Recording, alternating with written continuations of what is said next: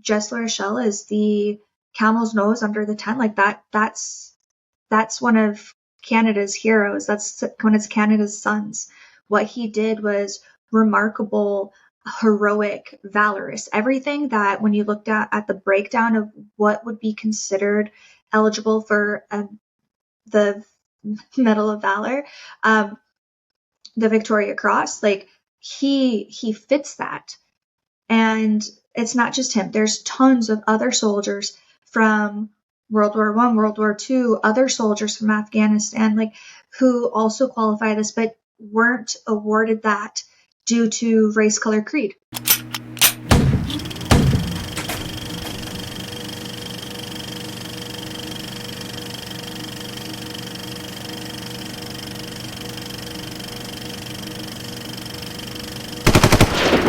Hey folks, welcome to another episode of the Hard to Kill podcast. I am chatting with Giselle Drew Walsh today. She's a CAF member.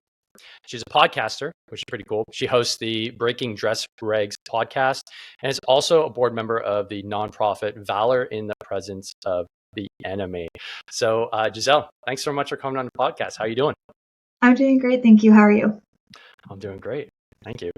So before we hit record, we found out a little bit about you, which is great. This is the point of having podcast chats. You're a bit of a Star Wars nerd. So let's start with that. Fill me in a little bit about where you're at in the world. I learned that I should be watching Clone Wars. I'm up to, now I'm finished, well, all the movies. I've done Mandalorian, which is probably my favorite. Obi-Wan. Now Ahsoka is out. Where should I go from here? Okay, so you need to go back. You need to go backwards. Because like I was same thing. I had watched all the movies and I did all the extras and everything. And where I'm at, like I said before we started recording, was emotionally broken.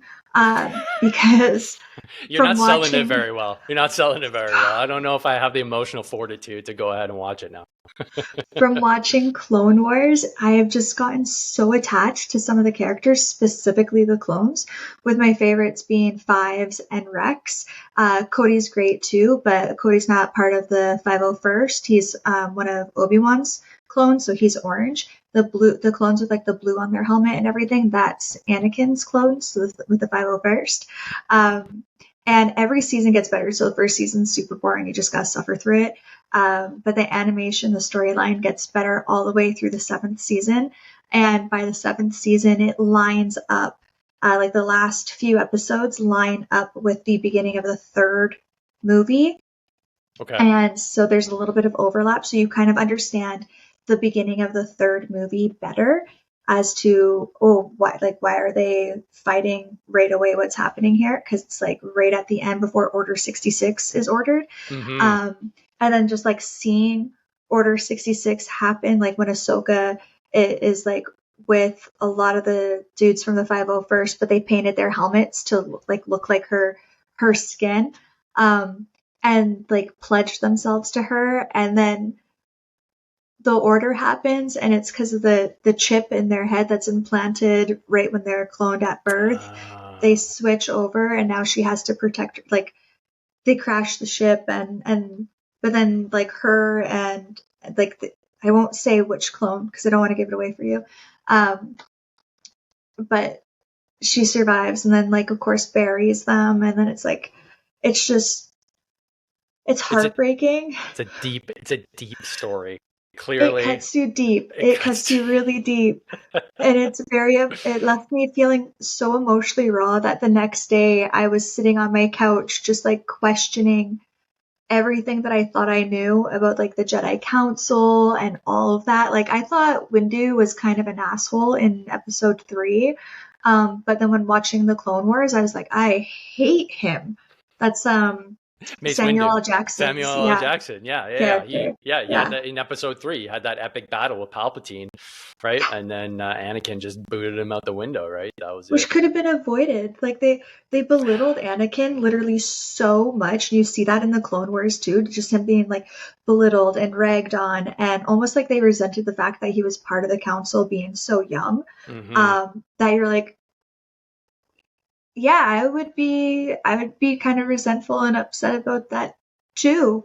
So Mm-hmm. I ended up sympathizing a little bit with the Sith in the end, and Go Team Sith. Go, yeah, balancing out the scales. Um, so okay, healing. I'm so healing. you're healing. Okay, you're doing all right. Well, it's good that you're able to make it to the podcast. You're able to pull yourself together. That's awesome. The segue, I guess, from the Star Wars universe to present day events. Let's see if I can pull this together.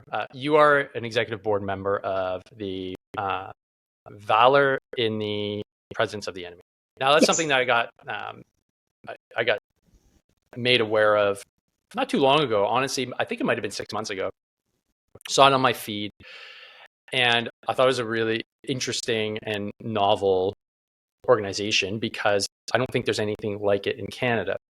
And it refers to awarding members of the Canadian Armed Forces that fought valiantly in Afghanistan, and I'm presuming just not just Afghanistan, but any other future conflict and any other conflict in the past, to give them the proper awards for their gallantry and their battlefield presence.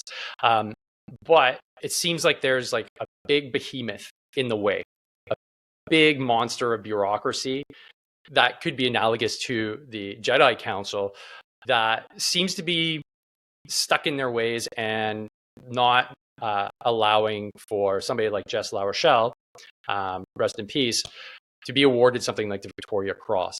So let's get into it. What's the genesis story of the actual organization, and what does it intend to do in the future? Yeah, of course. And I would completely agree because, like I said, when with the Star Wars stuff, how it's almost like they were resentful towards Anakin and everything. I think the big behemoth that we're talking about is a lot of pride and lack of humility, um, to just be able to take a step back and look at, okay, we have an opportunity to right a wrong. And it's not about making anybody within the chain of command look bad or incompetent. It's just bringing to their attention an opportunity.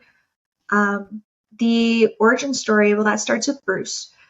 Bruce Monker, he was actually his alive day just recently passed, September 4th from 2006, outside it was after the White School on September 3rd when the Americans, I don't want to say like it was accidentally, but they They strafed them. Yeah, they strafed yeah, them. they strafed Yeah, them. the A-10 came in and just ripped them up. Yeah.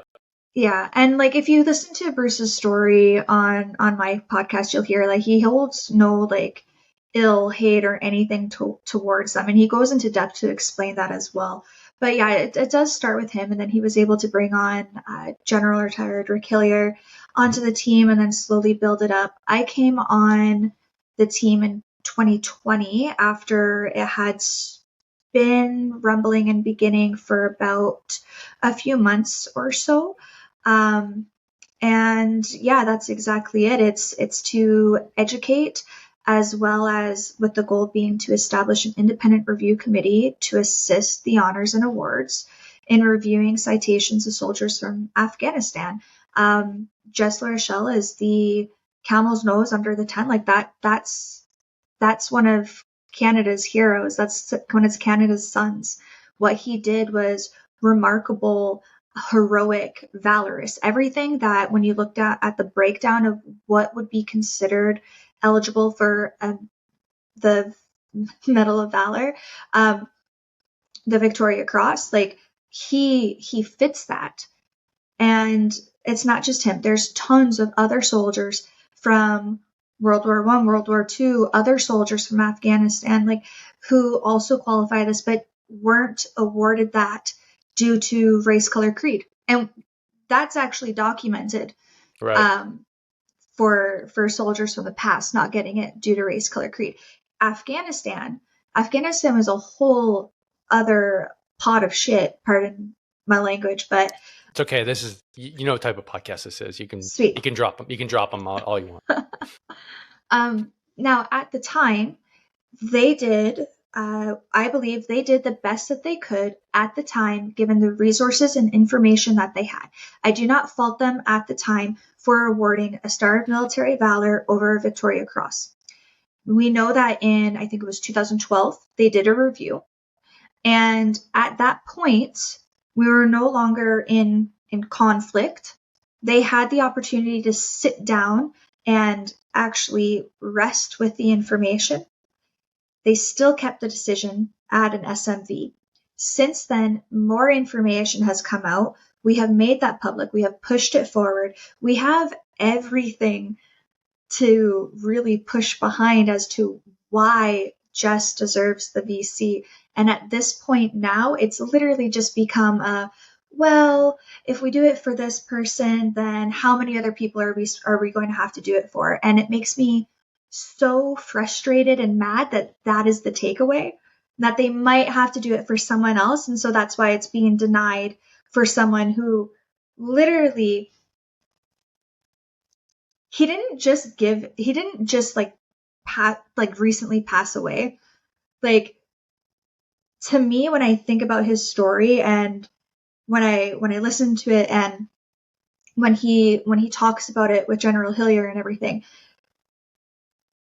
you just feel it. You can't listen to it without getting emotional, with that emotion either being some sort of just like empathy and sadness for what he's had to go through since that incident, but then also frustration and anger that we are dealing with people who just literally don't want to take the time because they might have to then review other citations, which is so unjust. Okay. That clarifies things a little bit for me, because my question was, well, why wouldn't you? Who benefits from not awarding the VC to someone like Jess? And if the answer is laziness, that's so mind-boggling. However, I'm not surprised anymore, because that seems like the Canadian way. Well, like you said, we're going to have to potentially review maybe 100 more files, go back 100 years. Yeah, that's exactly what you're going to do. And is it that much work? So who is it officially that is the gatekeeper for awards? Is it the military? Is it Veterans Affairs? What's the federal organization that holds the keys to this? So I know that Bruce would be able to answer that a little bit better. I do know that we've gone all the way up to the top, right? Mm-hmm. And that's our goal, is like, we'll establish, like, we'll find the people to make the unbiased independent review committee. So you can keep going on and doing your thing. And then this committee will just be like over here assisting and reviewing. Mm-hmm. But it's just no. It's no across the board. Well, then we'll have to do this. Oh, well, like, I don't know. Like, that's why I said I think it comes down to a lack of humility and pride, because there have been other times that the Canadian government has said, hey, we have an opportunity to right a wrong, so we're going to establish this and start a new holiday or something, right? So then why is it that the men and women who literally gave their lives for this country don't deserve the same respect and opportunity? So the key points that I'll pull are going to be, they were undermanned. So he volunteered to go to the OP.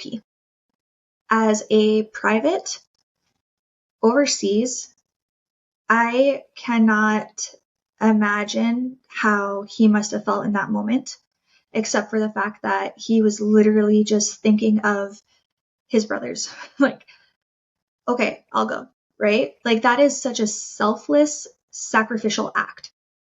That's number one. So he went there. Then he was able, even though he was knocked back, so he was knocked unconscious. Then you've got injury sustained to the body that he then fought through.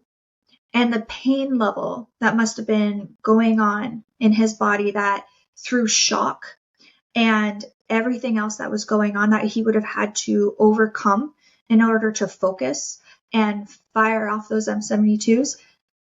Like that's why our hashtag, I made it out of M72s. Like that's why. And then to withstand that attack, where they then went back and retreated, and then when he had the opportunity to be relieved, he still stayed. Any person in their right mind who was scared shitless, I believe, would have pulled pin at that point and would have taken the opportunity to be replaced, but he stayed. Mm-hmm. Mm-hmm. That is, now, again, sacrificial and heroic. Yeah. Now, like, to put things in context, I think there was upwards of 20 Taliban that were assaulting his position. It was close to a platoon, right? And they were hitting him. Yeah. They were hitting him with everything they had. It was a flanking position, or they were trying to flank the position. I believe it was at Spin Boldak, and they realized like that was a weak point, and so they came at them with recoilless rifles, RPGs, you name it. And I think it was a three-man OP, and his other two battle buddies were killed in the altercation, if I'm not correct. And he participated in the ramp ceremony, and only then afterwards went to the medic and was like, I need to be seen. Can I get checked out? And they realized like he had a broken back this entire time. Like we're talking about detached retina, broken eardrums, concussed. Mm-hmm. And concussions are nothing to screw around about with either. And then on top of that, broken back. Mm-hmm. And you just can't, like I said, you can't listen to that and not think that is heroism at its peak. Mm-hmm. You know? And so he's home, and, you know, we're at a point now where when I got the news that he passed away, it was just like, just something just washed over me. It was just like, no, that doesn't make sense, because it just doesn't make sense in my mind. And that's what happened. And it's heartbreaking. It's heartbreaking mm-hmm. to really feel like, okay, like we've got a chance here. We're going to fight for him, and just being excited to for him to see the shirts and stuff, and to now have to carry on this for him, without his presence here. It's a little disheartening, but it doesn't stop the fight. It doesn't stop our goal or anything like that. If anything, we're pushing harder now. Mm-hmm. Yeah, and rightly so. And you know, this speaks to just a broader cultural issue here in Canada, especially with the military. Is just our inability to award soldiers that are deserving of awards, anything. And you know, just case in point, yes, he got awarded, okay, the second highest medal for bravery in Canada. But you know, I'll post the actual description of what he did here in the show notes. It's incredible, and to think that you wouldn't get a VC, because typically most individuals have gotten VCs, it was posthumously, because the level of warfare that they were fighting, they just succumbed to the battle. But in this case, Jess actually survived, which was impressive just in and of itself, because he, from what I can read, was just a one-man killing machine.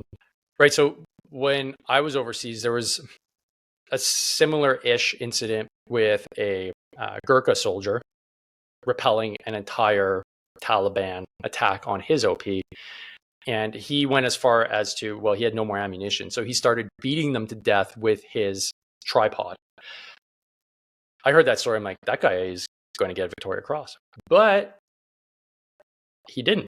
And as far as I can tell, it still hasn't happened. And I think it's because of what you were saying before, especially even the British. Like, we inherited the British system. They're not British. And I think that's one of the things that holds it back. But I think it was as of 2008, we established our own Canadian Victoria Cross. So it was no longer the old British Victoria Cross. So it didn't have to go to the king or the queen. Mm-hmm. But since then, I think we've been stuck at 99 recipients of the Victoria Cross, and we've yet to have that 100th. And although it's just a number, there is some significance to like the 100th person that has received it in Canada would be a pretty momentous thing in my opinion. Now, Jess didn't seem like the individual that would want the attention. He seemed humble, like you wouldn't believe, like most Canadian Armed Forces soldiers. But to signify to the country, like, hey, we're recognizing this incredible human being for what he did for the country is important for the soul of our country, because this is my take. All parties here, political parties, want to forget that we fought. I think that's the general consensus. What we did over there is a footnote in our history. And let's move on here. We'll give you some benefits, and why don't you just shut up and get on with it? And the reason why I think that is because they realized it was a endeavor in futility, because we didn't have a mission. We didn't have things set up properly. We haven't been able to take care of our own. We clearly have a massive, massive inability to field a military right now. We don't fund it. And yet we have this, longest war in Canadian history just relegated to, and we lost, let's be honest. So let's just put it over into the dustbin of history. And so therefore, my take is, awarding somebody like Jess or anybody else the VC would bring that back into the collective consciousness of Canadians. And I don't think there is a political will to do that.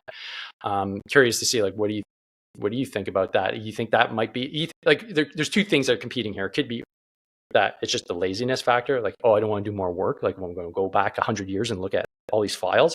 And then there's a political incentive not to, because then it brings up all the stuff that happened during Afghanistan, and also gives veterans a platform as well, and starts a conversation that may be a little bit uncomfortable for a lot of us here in Canada and for political institutions. I'm just curious to think, like, do you have anything to say on that? I know you got to walk a line because you still are a member of the CAF, but what are your thoughts on that? Yeah, I definitely got to toe the line. Okay, so the best way that I can put it would be it's not even called a war anymore. It's called the conflict in Afghanistan. Of course. And I think that right there already takes away from validating the experiences, such as yourself and everyone else and my friends that were all over there. It's kind of insulting. The other thing is, when that was going on, Canada rallied behind itself. Canada rallied behind all the boys and girls that were over there. We all had a purpose. Tim Hortons, for goodness sake, was giving out the hats with like the tan CAD pad. Like we had purpose. We had something to get behind. We had people to support. And you're right. None of that's happening now at all. It's extremely discouraging. And it does lead to opening up uncomfortable conversations. Absolutely. I mean, there were uncomfortable conversations even when we were over there. I remember my friends in 2008 were part of a panel, and there was protesters outside. And they were being asked hard questions about, like, oh, should you really be over there and everything like that. I remember that vividly in Windsor. But still, we're at a point where I think regardless of the situation, the uncomfortable conversations are still going to happen anyways. And they are happening anyways. And it's just, we need to continue having those. But the problem is we can't just leave it up to you guys to have those conversations, because you guys are now out. We can't fix any problems if we don't start doing the work within. And that's where, like, when we said towing the line is a little bit difficult, because there's so many things that I would like to say about that, but almost feel handcuffed, like I can't, even though the things that I would like to share and talk about as other serving members would as well would only be beneficial and help. Mm-hmm. And I think that's the best way that I can answer that. And I apologize because I know it's not directly answering it. It's kind of skirting it, and I hate when people do that. But you did a much better job than any of our politicians. Let's just put it that way. So, with that being said, talking about conversations, you have a up and coming podcast, Breaking Dress Regs, and you're having conversations on there that, again, they're the uncomfortable ones, and it's part of a growing list of veteran entrepreneurs or podcasters, I should say, here in the Canadian space that are pushing the envelope, that are having the conversations that need to be had. And it's curious to see the level of engagement, but also the reticence for people to kind of get on board. And just from my perspective, there's a lot of, especially with some of the topics I'm covering, there's a lot of hints of being disloyal, about, not towing the company line, about who do you think you are talking about these things. And so I'm curious to know, in your case, what was the reason for you getting into the podcasting space? Because it's not easy, but you've had some great guests on. Clearly, you're committed. So let's just start there. Why did you want to get into the podcasting space in the first place, knowing that it's not an easy place to be, where you're at the forefront of people's minds, people's feeds, speaking aloud, which in and of itself is scary, dangerous, because people could start slinging arrows at you for whatever you say, but you willingly do it. And as far as I can tell, you're like me. It's all for free right now. So yeah, what's your origin story on that, and what's motivated you so far? It's my dad. It has and always will be my dad. So as silly as a term as it is, I grew up an army brat, like being posted around so often that you never really could renew a health card, right? And that's just how it was. Like back when Third was out in BC and 1VP was in Calgary, like I lived there. We moved all over. I saw what poor leadership, lack of accountability, and not taking ownership or taking care of your troops does to men and women in uniform. I saw it firsthand. And it's, again, one of those uncomfortable conversations because my dad is very stoic. But I saw what it did to him, even as a kid. When you are playing and you get to play with your dad, and whether it's like, you're wrestling in the living room or playing outside or something, and then that he goes away, and then he comes back, and then he has training, and then he comes back, and all of a sudden he's like spending more time just kind of isolating. And as a kid, you wonder to yourself, like, what did I do wrong? Why doesn't dad like me anymore? But it wasn't that. It was because we're talking about like in the 1990s when the army didn't give a shit. I mean, they were being paid below the poverty line, and they didn't care about how the families were doing or how they were treating the soldiers and how that affected the families at home. They didn't care about any of that. You're always just a number. And even though, yeah, there's things in place now to help with PTSD and everything, we're not doing enough. You can't say like, oh, well, we've put these 2 programs in place and pat yourself on the back. You're still failing everyone.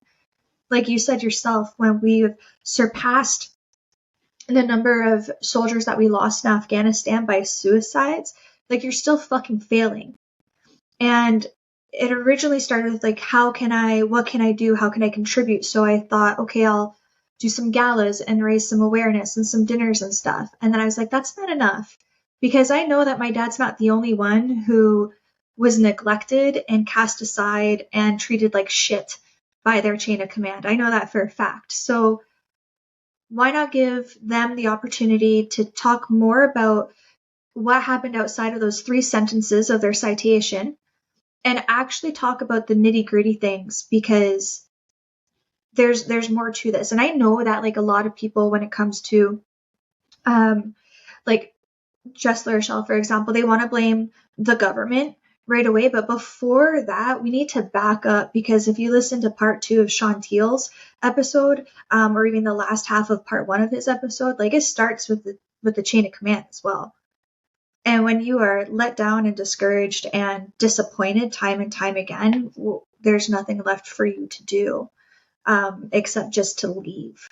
And then you have no resources, no one to take care of you, nothing. And you have people like your family and everything who also don't have resources, don't have training in how to in how to deal with any of this, and you're abandoned, and you're absolutely abandoned. And so that was the catalyst, the pushing forward for starting the podcast. And it was terrifying. I was like, you know, I'm going to make so many mistakes and everything, but I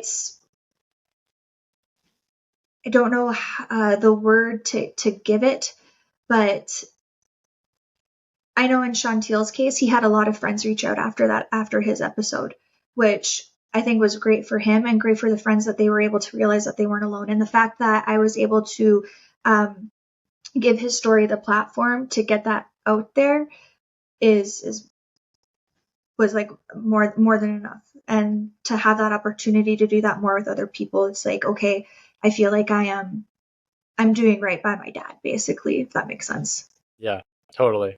That's a really interesting way to go about, or to start something new, in the sense that you had like this emotional pain, right, from growing up, and that ended up forcing, I'm not going to say forced, but it motivated you, right, to bring about some sort of change in the way that you thought would be the best medium in order to do it. And like, thankfully, we have this amazing thing called the internet now, and you can get on a mic basically for free and start acting, rather than just, ruminating and being upset by, the treatment that your father got, and the effects it had on your family.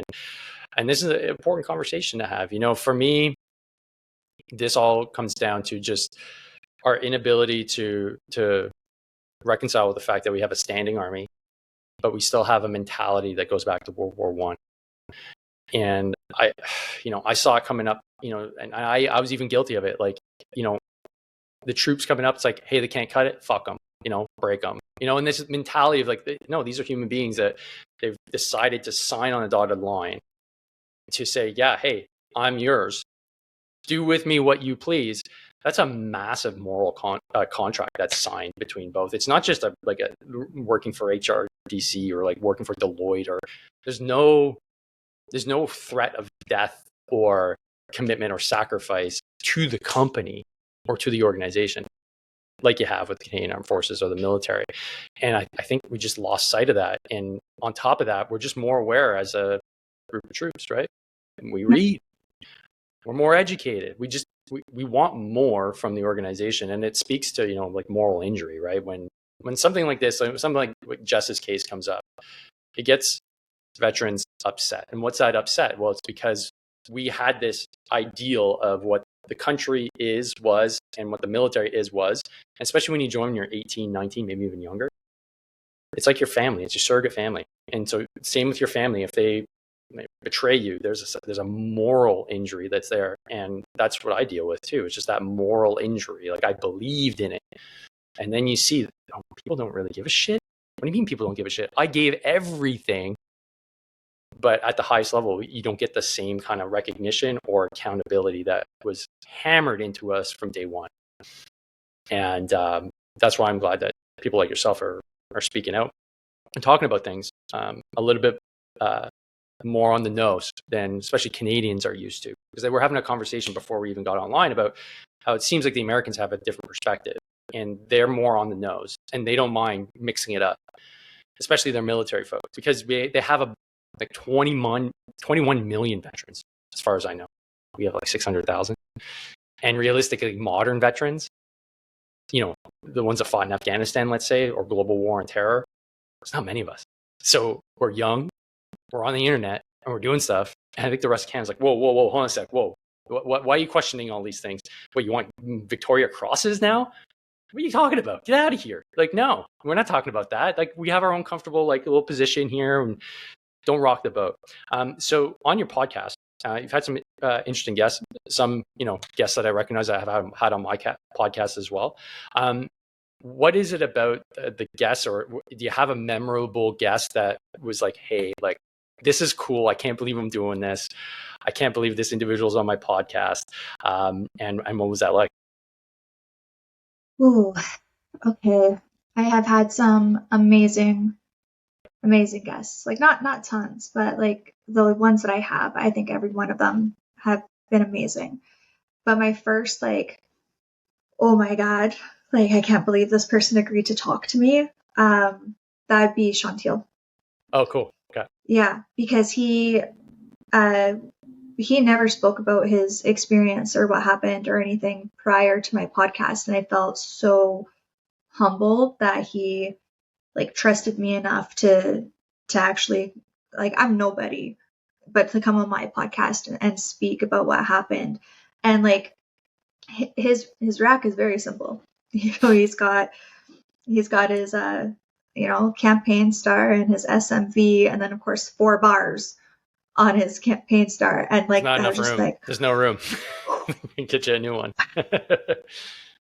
he definitely, because I know I did a pre-interview with him first, and we talked for like over an hour and everything, and he's out in the middle of nowhere, so it's like a little bit of a spotty connection, but like everything I heard through that was just emotionally captivating. And then I was like, okay, we're going to do this again, and it was so good that we're like, okay, we need to do a part 2. And yeah, I would say it was Chantil, wonderful guest, and again also very humble, very kind, very patient with me as I'm like super nervous trying to ask questions.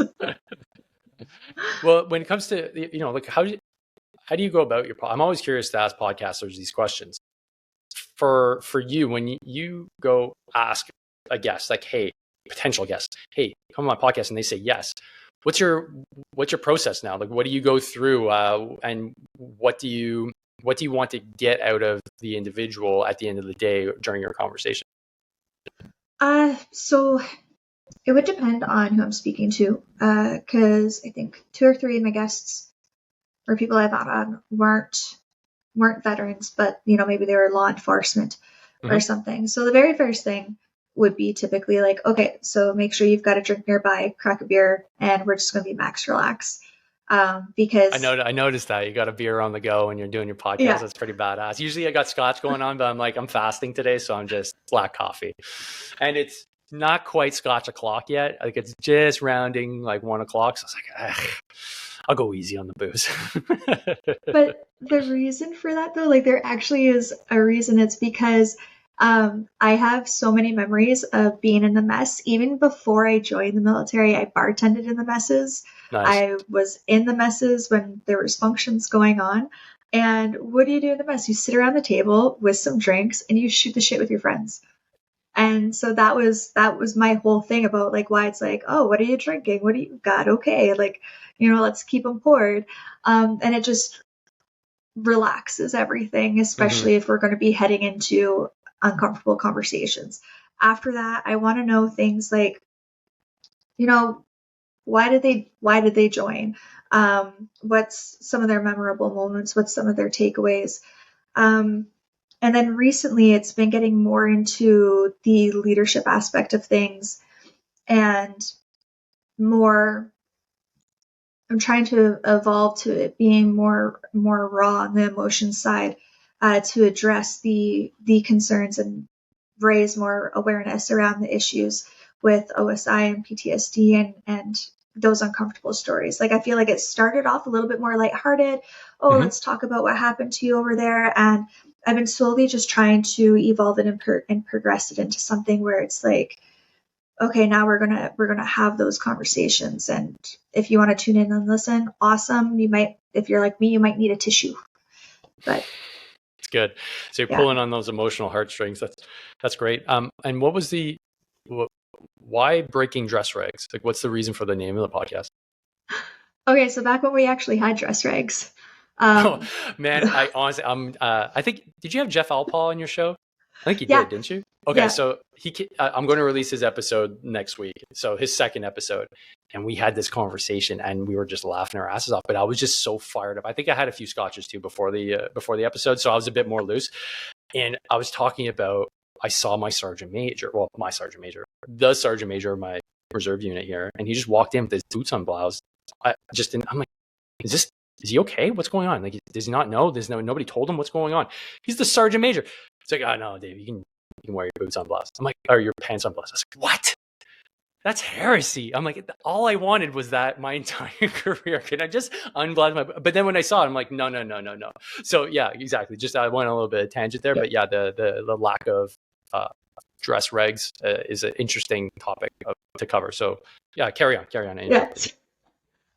So yeah, it was kind of like behind the same idea as like the hockey podcast out there, Spittin' Chicklets, you know, it's goody. It's a goody. where just like a simple name. My buddy actually suggested it when we were in Meaford teaching together years ago, and he's like, "Oh, like maybe like break it dress regs because you're like, you know, you're stepping out of line basically by having these conversations." And I was like, "Yeah, Nice. I like that." So the idea was that, you know, we had dress regs in order to instill order and conduct,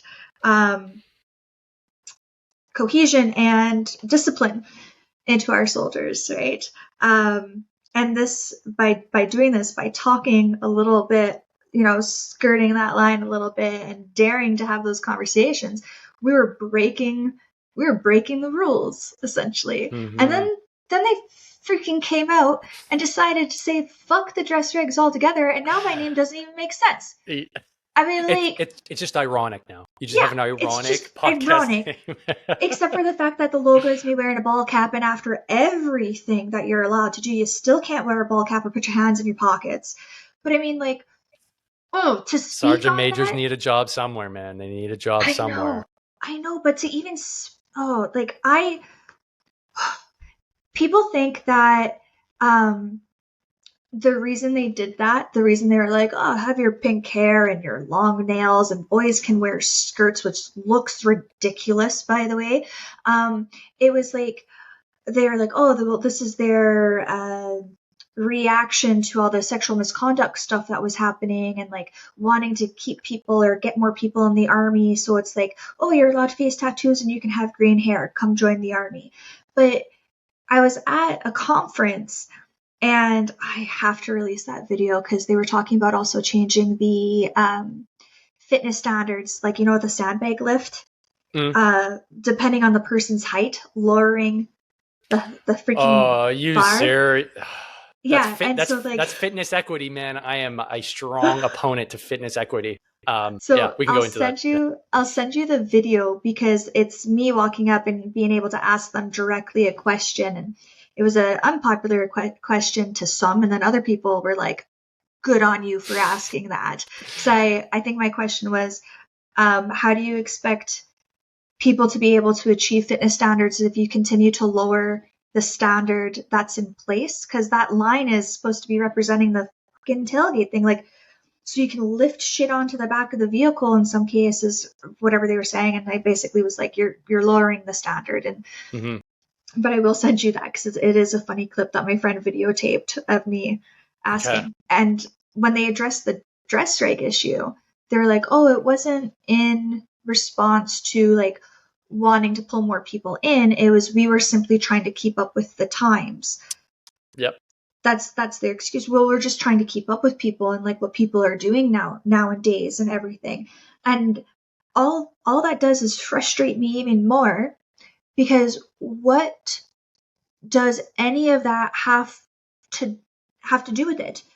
Like I was telling Ali Stone that having green or pink hair or being allowed to have acrylic nails does not make me feel any safer within my regiment, or make me feel like my chain of command higher up, or, you know, like wherever, has my best interest in mind just because they're saying I can have a fucking ponytail. Like, that doesn't change anything, and it's just an example of a Band-Aid over a bullet hole. I was just going to say the best way to describe it is putting lipstick on a pig. Like literally, maybe a little bit. Yeah, just let's dress it up a little bit. It's not doing so well, but we'll let everybody put on lipstick. That'll sex it up a little bit. A little razzle dazzle. This is a conversation that I've had before too, and I have it a lot now. Is the reason why people join the military, the reason why I joined the military, was I needed structure and order. I was a 19-year-old. I joined 18, but 19 is officially when I was enrolled. I needed structure. I needed a father figure. I realized that, like your second father once you move out of the house. And I found it in the military. I didn't join because I wanted to just have no rules. And that's what university was for. That's what everything leading, like that's a different story. When you join, and especially like a young man, the idea of having like a disciplined, structured way to get promoted and do better is very, very important. And if you strip that away, you've lost the plot of what the military and especially the Army is all about. I don't know what the Air Force and the Navy do, whatever, but especially the Army, you got to have those dress standards. And as much as they annoyed me, especially when I was a bit older and, like I wanted to roll up my sleeve just like kind of halfway up. So I go, I wanted to, I went on course and the Patricia officers always had one button undone. I was like, that's cool. I don't know why. It's just, yeah, I'm going to do that too. Hey, Morrow, put your button. I'm like, oh, fuck. Okay. But these little things, I'm glad I got checked because it just establishes the order. So I appreciate that. But yeah, like what you're saying, it's this idea that, no, we got to be like caring and compassionate. No, everything about the military is about fighting war and ultimately going to another country or defending ours and killing the people that the government say need to be killed. That's like dumb infantry way of looking at things. Go over there, blow that up. Got it, sir. That's it. And if we can't do that, I don't care if you have pink hair, long nails. Is our ability to fight better or the same? Cool. Then I don't give a shit. But if it's just to, like you said, go with the times, what's the point? It just looks good. It's just, oh, this is what we're able to do in the forces. And the people that would never join in the first place go, yay, the military is more inclusive. Yeah, you going to join? No. So then everybody just heads to the door because like, I don't want to be part of this. Oh man, you got me going, Giselle. You got me going. It's okay. Yeah. Okay, I get that people, because like I've seen comments before on like on some of your posts too, and on like Valours where people are arguing about like, oh well, the color of your hair shouldn't matter and the nails shouldn't matter. Actually, it does. If you're going into the field with bright pink hair, then think about like why things are seen, right? You're gonna get picked Great up. point. You're not Great camouflaged. point. I can tell you for a fact, going into the field with acrylic nails freezes your fingertips. So therefore your dexterity and things that you're able to do are now affected, and your fine motor skills will not be as fine. So imagine trying to with frozen fingertips. I mean, you've probably have experienced frozen fingertips from just like cold weather training, and that trying to do stoppage drills and everything like that is impacted by that. Plus, if they're long and you break it, I know how cliche that sounds, like, oh my god, I broke a nail. But it is excruciating when that splits down your nail bed, and now you've got to have that bandage taped together, and now you're kind of impacting the rest of everything else that's going on because you decided to come out with like Harley Quinn nails or something like that. And when you have people joining focused more on, oh well, I can do this, or even though or like I can wear the skirt if I want to, or whatever. Like, you're losing the point of what joining the military is about. Order. So yeah, Good okay, order. cool, you can do your job, but you're losing the point of what it is that you're there for. And if they took half the amount of time that they had into thinking about ways that they could be more inclusive and keep up with the times, and put that into sources and things that would be available for troops with their fucking mental health, then maybe we wouldn't have all the devastating issues that we have right now, because people would be more focused on making sure that they're okay here instead of like lipstick on a pig. Yeah. On that note, that's my podcast is obviously fitness and health motivated, and yours is going down the mental health side of things. And the biggest message I got when I was in the States, that we'll touch base on going to Vegas soon, but the Americans look at it as like the government can only do so much, and they're right. It's up to our community to fix the problems that are going wrong. And that includes things like podcasting, that includes businesses, that includes nonprofits, charity, whatever.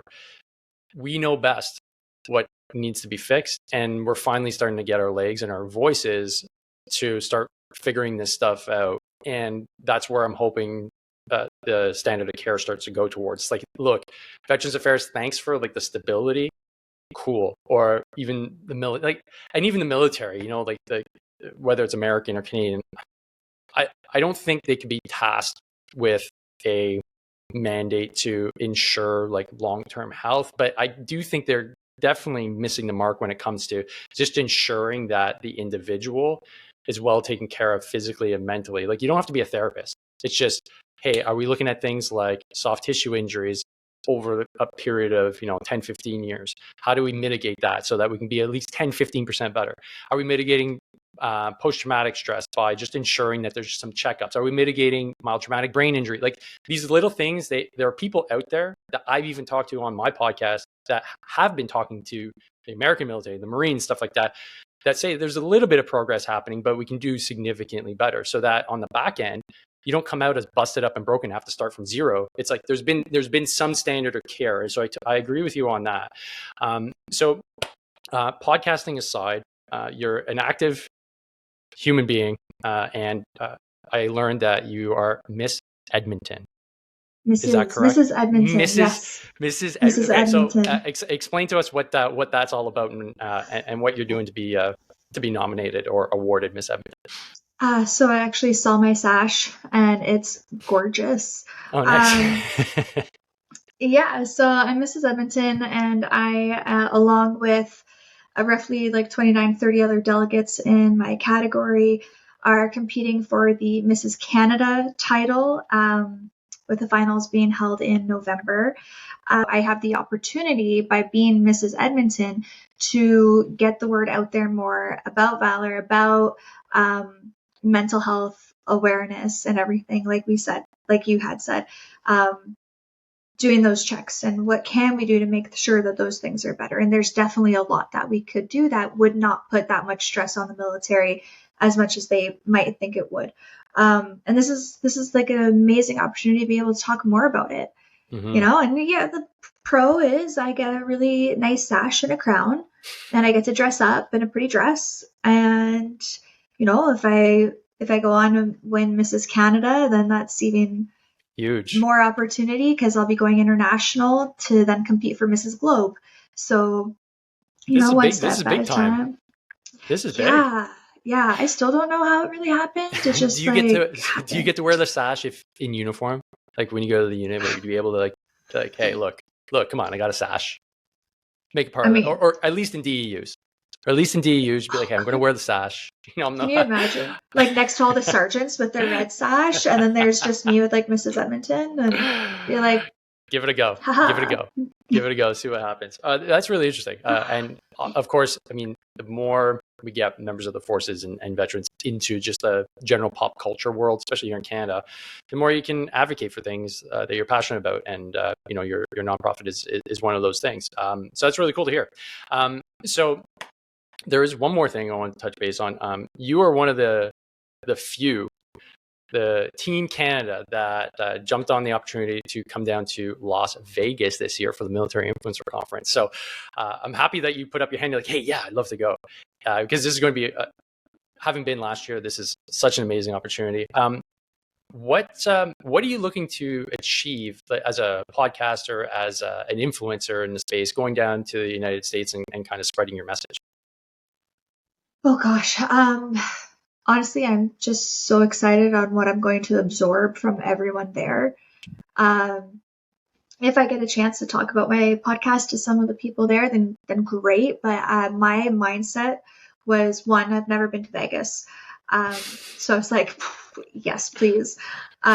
Two, knowing that I'm going to be surrounded by like-minded people. And I know, as well as and everyone else knows, that when you want to build up to be a stronger version of yourself, you need to have stronger people around you, because you'll all motivate each other to push up. And I just thought, I was like, what an amazing opportunity to come back and get super fired up and then see what I can do with it. Because, yeah, I just got so excited about that. And I want to see what other veterans are doing. Like, how are they propelling things on their ends, like as you said, because things in the States are done a little bit different. They're not as like, hey, shut your mouth, don't talk about that. There's the arcs are wider, and I'm so excited to see that, and hear their stories and what they're doing and what they've taken away from their careers to put into their new careers. So that was really my motivating factor for that, and the fact that I love traveling and I've never been to Vegas. Oh, it's going to be a blast. You're going to see. It's going to be really, really cool. And to touch on your expectations, that's, from my perspective, that's the best way to go into it. And that's how we went last year. Look, we're just showing up. We don't know what to expect. We're just going to absorb. And there was so much to absorb. It was almost overwhelming. The amount of connections you get to make. And you'll notice, you're hoping that you can talk about your podcast. You'll be at a point where it's like, I've talked about my podcast literally all day for the last 2-3 days. And the level of just support from, like you said, the veteran community, they know why you're there. It's obvious, we want to help each other out. So the conversations are easy. They're flowing. And the biggest, I guess, takeaway is that the community down there is genuinely committed to helping all of our endeavors grow. And especially when an American says, hey, what can I do to help? They genuinely mean it. Like, they won't say it to you if they don't genuinely mean things. And that's something that really stuck with me. So yeah, it is going to be a lot of fun. It's cool that I think we have 7 of us now that are going down, which is really, really cool, because, we were only 2 last year and they said, bring more. And that's exactly what we're doing. And you've got also, you're expecting as well. This is a pretty bold move for you. So congratulations on that. Because I think you're going to have a newborn there with you in Vegas, which is pretty wild. So good on you for hard charging through that. Obviously, you're going to have your husband there as support, as a 2IC while you're doing the business thing, which is really, really cool. But definitely going to be a cool little excursion to Vegas. I've got some things planned in the background that I'm working on to bring to Team Canada, and absolutely, it's going to be a hoot. So, Giselle, how do folks find you? How do folks get involved with things like Valour in the Presence of the Enemy? Let's go through, all your socials and how folks can get involved. Okay. There's a lot of ways. See if you can remember them all. I always forget. I'm like, shit, just type my name in. You'll figure it out. Yes. So first and foremost, my Instagram would be @BreakingDressRegs. That's the easiest way to find me. For Valour, it's @100th Victoria Cross, as well as on Facebook @100th Victoria Cross. And if you Google us, Valour in the Presence of the Enemy, that'll pop up as well. We're still in the beginning stages of getting the website all set up and made. So that's not loaded yet, but those would be the best ways to reach out in that case. Message through Instagram, I'll get the messages right away. And that's honestly the best, as Breaking Dress Rags, 100th Victoria Cross, or on Facebook, 100th Victoria Cross. Awesome. That's great. And any updates to the Miss Canada or Miss Edmonton pageant will be on your socials as well, I guess. Did I call it a pageant incorrectly? Is that? No, it is a pageant. Okay. It's Mrs. Globe, so it's pretty big. So they okay. Yeah, so it's going to be, next tier is Mrs. Canada, and then Mrs. Canada goes on to compete for Mrs. Globe. But yeah, that'll definitely be up there too. I'm still debating whether or not to bring my sash to Vegas. So. I think you should. And do you need votes? Do you need people to vote for you from the public, or is this a sealed box type thing where it's the judges are in the event?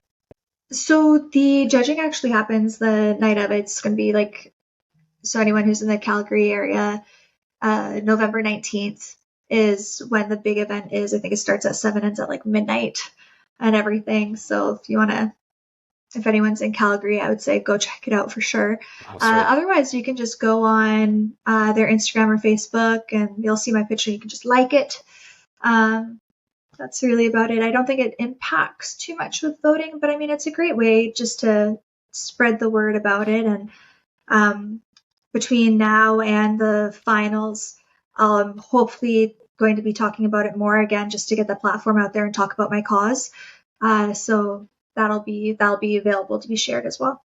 Awesome. It's a really novel and smart way to kind of flank to get your message out, right? Like use popular culture, use this type of event, which gets you a global audience potentially, which is really cool. So we'll definitely be sharing that so that folks can support you on there. And when I say, support the troops, this is what we're talking about.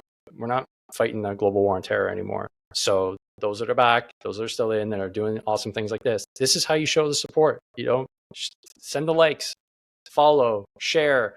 This is the new economy, and this is how you support at that level. So definitely hope that if you're listening, you can go and share what's coming down the pipe from Giselle's socials. Too many coffees this morning. So Giselle, before we wrap up here, do you have any last parting words for the listeners? Ooh, I probably should have had something prepared. You know what? I thank you very much for having me on. And it's different being in this seat versus your seat. So this was definitely a fun experience. I would say for anyone who's listened this far, just make sure you check in on your friends, see how they're doing, and always take this time to do your own mental check as well. Make sure you're good to go. And thank you for listening this far. Right on. Perfectly done. No preparation needed. Love it.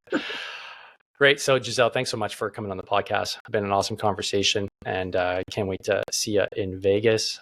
Good luck with the delivery coming down the pipe. I guess that's a weird way to describe it. No pun intended. I just say that a lot. So yeah, very descriptive. Yeah, unfortunately, a little too descriptive, but we'll carry on from there and wrap up the show. So folks, don't forget, train hard, fight easy. See you on the next one. Peace. I hate t-shirts that get floppy in the arms after 10 washes. So that's why I created a bunch of t-shirts with high quality cotton just for you so that you can go to the gym and look fresh, sport some philosophy, and smash those PRs looking good. So you need to head to davemorrow.net/merch, grab yourself a hat, grab yourself a t-shirt, grab yourself a sweater, and support the cause today.